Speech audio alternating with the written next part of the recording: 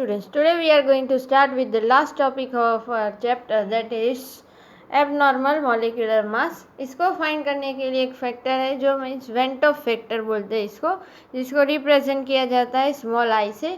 ये हम फाइंड करेंगे, बराबर। तो अभी तक जो लास्ट लेक्चर में अपने कॉलिगेटिव प्रॉपर्टी के बारे में पढ़ा, जो 4 कॉलिगेटिव प्रॉपर्टी हमने पढ़ी थी, उसमें से एक था RLVP, relative lowering of vapour pressure. Second one, depression in freezing point, elevation in boiling point, and osmotic pressure. Now we are going to learn about this last topic, vent of factor. तो अभी जो हमने colligative property पढ़े थे, बराबर।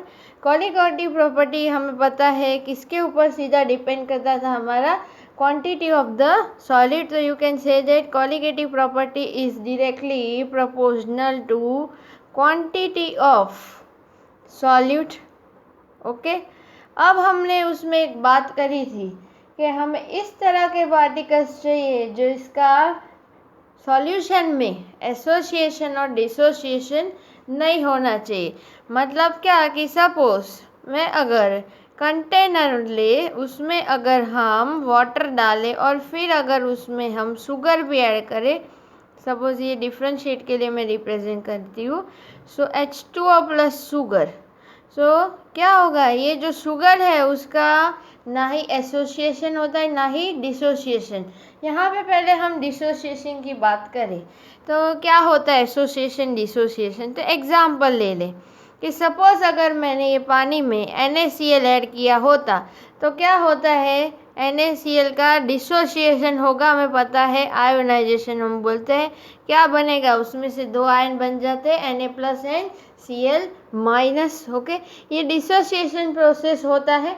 But sugar ऐसा है जिसमें ये प्रोसेस नहीं होती, ना ही वो डिसोसिएट होता है, एसोसिएशन में कंबाइन होगा, बराबर। पर शुगर में ऐसा नहीं होता। तो अब यहाँ पे हम जो वेंट ऑफ फैक्टर आई पढ़ेंगे वो इसलिए क्योंकि यहाँ पे जैसे अब इस एग्जाम्पल से ही पढ़ते हम कि इनिशियली अगर हम कॉन्सेंट्रेशन की बात करें तो इनिशियल में जो NaCl है, सपोज उसका है 1 मोल हमने लिया है, तो प्रोसेस स्टार्ट नहीं हुआ है, तो अब इसका कॉन्सेंट्रेशन कैसा होगा, 0 होगा, क्योंकि यहाँ रिएक्शन स्टार्ट नहीं हुआ है, तो ये मतलब फॉर्म्ड हुए ही नहीं है। तो इनिशियली तो NaCl का 1 मोल हो, तब ये आयंस तो होंगे ही नहीं, मतलब वो 0 मोल्स है। आफ्टर सम टाइम अगर हम देखें तो क्या हुआ, ये क्या हुआ, डिसोसिएट होके 2 आयंस में डिपार्ट हो गया। मीन्स यहाँ क्या हुआ, उसने एक Na प्लस आयन और Cl माइनस डिवाइड हो गया, तो ये हो गया 0। अब इसमें से कन्वर्ट हो गया किस में, तो एक Na आयन में और एक Cl। मीन्स यहाँ पे एक मोल फॉर्म होंगे क्योंकि इक्वली डिसोसिएट होते हैं, बराबर, हमें पता है। तो एक Na प्लस फॉर्म होगा तो सामने उतना ही Cl माइनस फॉर्म होगा। ओके, अब यहाँ पे जैसे कि हमें पता है, as you can see, initially हमारे पास कितने मोल थे, 1 मोल था। आफ्टर सम टाइम कितने मोल मिले, टोटल करें तो कितने मोल मिले, 2 मोल्स मिले। ओके, तो ये जो वैल्यू है हमारा, मीन्स इनिशियली जो वैल्यू है उसको बोलते हैं हम क्या, थियोरिटिकल वैल्यू। ओके, तो थियोरिटिकली कितने मोल्स थे हमारे पास, थियोरिटिकली हमारे पास मोल थे 1 मोल। Okay, and after some time जो आया हमारा मोल्स उसको हम बोलेंगे observed one. Okay, so observed colligative property and theoretical colligative property भी बोल सकते हैं। तो ये कितने मोल आए हमारे, 2 मोल आए, बराबर। अब यहाँ पे इसके ऊपर से अब हम जो पढ़ रहे वेंट ऑफ फैक्टर आई उसका एक इक्वेशन बनाया। सो I इज इक्वल टू क्या बना फॉर्मूला, तो याद रखना, observed colligative property upon theoretical colligative property. अब जैसे एग्जाम्पल NaCl की बात कर रहे तो उसका I क्या आएगा, ऑब्जर्व्ड कितने आए, 2 मोल्स आए, डिवाइड बाय थियोरिटिकली कितने थे, 1 थे, सो आंसर क्या आएगा, I is going to be 2। Okay, so ये बात हो गई हमारी डिसोसिएशन की। Okay, clear. अब हम देखेंगे एसोसिएशन अगर हो,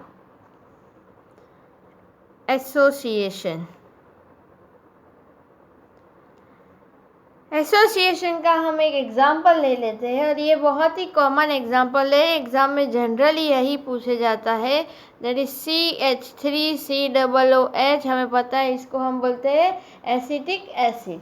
एसिटिक एसिड को लिया, उसका रिएक्शन बेंजीन की प्रेजेंस में किया तो क्या होता है, वो CH3COO ट्वाइस बना देता है। यहाँ बैलेंस करेंगे इक्वेशन, बराबर।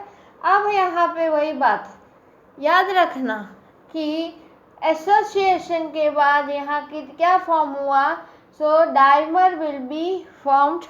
ओके, जैसे कि ये जो है कंबाइंड फॉर्म हुआ तो CH3COOH और यहाँ पे भी CH3COOH ऐसे बनेगा, बराबर। तो यहाँ पे क्या फॉर्म हुआ, dimer will be formed and that's why here as you can see, अब वही इनिशियली अगर हम इसके मोल्स की बात करें तो इनिशियली इसके मोल्स कितने हैं, 2 मोल है, तब ये क्या होगा, 0 होगा, बराबर। अब second condition, after some time अगर हम ऑब्जर्व करें, जब उसका बेंजीन के साथ रिएक्शन हो गया तो ये क्या होगा, ये 0 होगा, बराबर, क्योंकि ये यूज़ हो गया, ये किस में कन्वर्ट हो गया, डाइमर में फॉर्म हो गया, बराबर। सो यहाँ पे उसके कितने मोल फॉर्म हुए, यहाँ लिखा नहीं है but you can say that कि कितने मोल फॉर्म हुए, 1 मोल विल बी फॉर्म्ड। ओके, सो यहाँ पे जो डिसोसिएशन है उससे उल्टा प्रोसेस हो गया, ये भी बोल सकते। डिसोसिएशन में क्या हुआ था कि यहाँ पे हमारा स्टार्टिंग में NaCl 1 मोल था, उसमें से 2 मोल बना। एसोसिएशन में क्या हुआ, 2 मोल्स में से 1 मोल बना। ओके, सो इसका अगर I ढूंढना हो, वेंटो फैक्टर I, तो वेंटो फैक्टर I का इक्वेशन अभी हमने पढ़ा, बराबर। उसमें क्या है, observed colligative property upon theoretical colligative property, बराबर। क्या है, अगर कैलकुलेट करें सो ऑब्जर्व्ड हमारा क्या है, 1 है, डिवाइड बाय थियोरिटिकल 2 आएगा। ओके, सो याद रखना अगर एसोसिएशन है तो I का वैल्यू ऑलवेज, इसका आंसर जो आएगा वो कितना आएगा, it is going to be always less than 1। Okay, so इसके बेस, दोनों कंडीशन के बेस से ये एक टेबल बना रहे हैं विच इज़ वेरी इंपॉर्टेंट। तो याद रखना अगर डिसोसिएशन हो रहा है, बराबर, तो डिसोसिएशन में यहाँ पे टेबल में बना रही हूँ, एक तो पहला क्वांटिटी ऑफ प्रोडक्ट, सेकेंड बात करें तो कॉलिगेटिव प्रॉपर्टी, थर्ड हम बात करें तो मोलार मास, और फोर्थ बात करें तो I वैल्यू। ओके, अब यहाँ पे जैसे कि डिसोसिएशन का मैं साइड में एग्जांपल लिख देती हूँ, सो यार थोड़ा ध्यान रहे कि NaCl था, उसका डिसोसिएशन होके Na+ एंड Cl- बना, बराबर। इनिशियली मोल्स 1 थे, तब ये 0 0, आफ्टर सम टाइम ये 0 0, ये 1 1। ओके, अब यहाँ पे क्वांटिटी ऑफ प्रोडक्ट कितना, 1 था, उसमें से बने कितने, 2 बन गए, मतलब क्या हुआ, quantity of product increases. Colligative property 1 मोल लिया था, उसमें से 2 मोल बने, वो भी इंक्रीजेस। अब क्या होगा, मोलार मास है वो क्या हो जाएगा, ये कॉलिगेटिव की प्रॉपर्टी को इन्वर्सली प्रोपोर्शनल होता है, तो वो याद रखना है कि it is going to decreases. Okay, और I का वैल्यू की बात करें so I value is going to be greater than 1 because अभी हमने कैलकुलेट भी किया 2 डिवाइड बाय 1 आएगा. सो क्या आया, आई वैल्यू 2 आएगा. ओके, सो ये हो गई डिसोसिएशन की बात. अगर एसोसिएशन हो रहा हो तो एसोसिएशन में उल्टा क्वांटिटी ऑफ प्रोडक्ट 2 में से 1 मोल क्या हुआ, decreases. Colligative property also decreases. Molar mass inversely proportional है, तो कॉलिगेटिव प्रॉपर्टी डिक्रीज हो तो मोलार मास क्या होगा, इंक्रीज होगा. ओके, और आई वैल्यू क्या हो जाएगा, लेस देन 1 आएगा. तो ये बहुत ही इम्पोर्टेंट टेबल है, याद रखना, बराबर समझ लेना इसको बराबर. नाउ यहाँ से ये जो हमने टेबल बनाया उसके बेस से एक और फॉर्मूला उन्होंने डिराइव किया, वेंट ऑफ फैक्टर आई. वो फॉर्मूला को उन्होंने इस तरह से लिखा, क्या आएगा, तो याद रखना, theoretical I is equal to theoretical molar mass upon observed molar mass. क्योंकि पहले हमने आई का क्या लिखा, देखो, observe colligative property upon theoretical one, पर हमें पता है कि colligative property and molar mass are inversely proportional. तो यहाँ पे क्या हो जाएगा, आई मोलार मास के कॉन्टेक्स्ट में अगर आई कैलकुलेट कर रहे हैं तो क्या होगा, उल्टा, ये कॉलिगेटिव प्रॉपर्टी से ऑपोजिट क्या आएगा, theoretical molar mass upon observed molar mass. Okay, so ये दो फॉर्मूला है, एक तो observe colligative property theoretical one, और अगर मोलार मास है तो theoretical upon observed one. Okay, बस अब एक और चीज़ यहाँ पे याद रखना कि if solute do not undergo dissociation or association, then I is going to be equal to 1.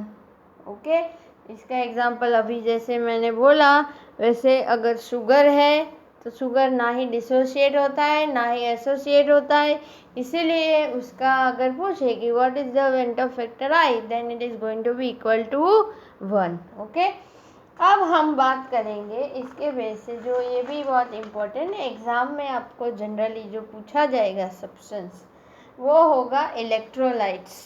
और कौन से, तो वीक इलेक्ट्रोलाइट्स की बात करते हैं. So next topic, went of factor for weak electrolytes.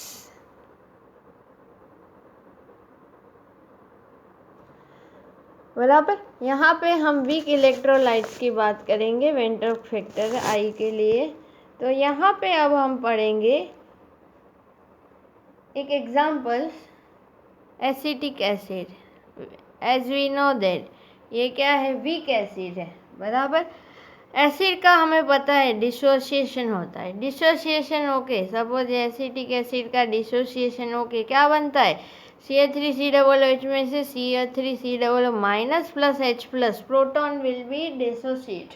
Okay, पर अब यहाँ पे याद रखना ये कैसा है, वीक इलेक्ट्रोलाइट है, और वीक इलेक्ट्रोलाइट हो तो उसमें क्या होता है कि अगर आपने यहाँ पे 100 मॉलिक्यूल्स लिए हो तो उसमें से सारे के सारे नहीं टूट जाते, मीन 100 के 100 टूट के ऐसे CH3COO minus n H plus में कन्वर्ट नहीं होते. ओके, तो क्या होगा, थोड़े बहुत इलेक्ट्रोलाइट सॉल्यूशन में बच जाते हैं. ओके, तो यहाँ पे अब हम एक और टर्म पढ़ने वाले based on this one, that is called as degree of dissociation. Okay, तो सपोज यहाँ पे जैसे कि मैंने बात करी इनिशियली, अगर इनिशियली मैंने यहाँ पे 100 मॉलिक्यूल्स लिए हैं एसिटिक एसिड के, और तो फिर इनिशियली तो ये 0 होगा क्योंकि ये प्रोसेस स्टार्ट नहीं हुई है, बट आफ्टर सम टाइम क्या होगा, थोड़े बहुत मॉलिक्यूल्स, सपोज 50 जितने इसके मॉलिक्यूल्स ब्रेक हुए। एज आई टोल्ड यू, यहाँ 100 लिए तो 100 के 100 नहीं टूटेंगे, बराबर, थोड़े बहुत सॉल्यूशन में रह ही जाते हैं। तो सपोज यहाँ 100 में से 50 टूटे, मतलब ये दोनों तो इक्वल अमाउंट में फॉर्म होता है, तो कितना, यहाँ 50 CH3 बनेंगे और 50 H+ के आयंस फॉर्म्ड होंगे, बराबर। और इसके ऊपर से यहाँ पे जैसे कि हम बात करें डिग्री ऑफ डिसोसिएशन कैसे फाइंड करेंगे। So degree of dissociation find करने के लिए यहाँ पे पता है कि ये वीक इलेक्ट्रोलाइट है, तो उसके सारे ही मॉलिक्यूल तो डिसोसिएट नहीं हुए। मतलब क्या होगा, जो सिंपल एग्जांपल हमने जो प्रीवियस देखा एग्जांपल, उसमें हमने NaCl का देखा, सपोज उसमें हमने देखा कि Na+NCl- एक लिया था, उसमें से 0 एंड फिर 0 हो गया, तो ये 1 1 बने, बराबर। अब यहाँ पे हमने क्या किया कि दोनों कंप्लीट, ये पूरा डिसोशिएट हो गया, पर इस केस में क्या हुआ कि 50 मॉलिक्यूल डिसोशिएट हुए, मतलब 50 मॉलिक्यूल जो हमारा कंटेनर है उसमें पड़े ही रहे होंगे, बराबर। तो अब यहाँ पे याद रखना कि थियोरिटिकल मॉलिक्यूल्स कितने थे, 100, but after dissociation it dissociate into 50 and 50, तो ये 50 + 50 100 नहीं लेना है, क्योंकि यहाँ ऑलरेडी 50 पड़े हुए हैं। तो इस केस में जो वैल्यूज़ हमें मिलेगी आफ्टर सम टाइम, वो सारी वैल्यूज़ का हमें क्या करना पड़ेगा, एडिशन करना पड़ेगा। मतलब 100 - 50 + 50 + 50, तो इसका आंसर आएगा, हमें पता है क्या, 150। ओके, तो ये जो हमारा वैल्यू आया,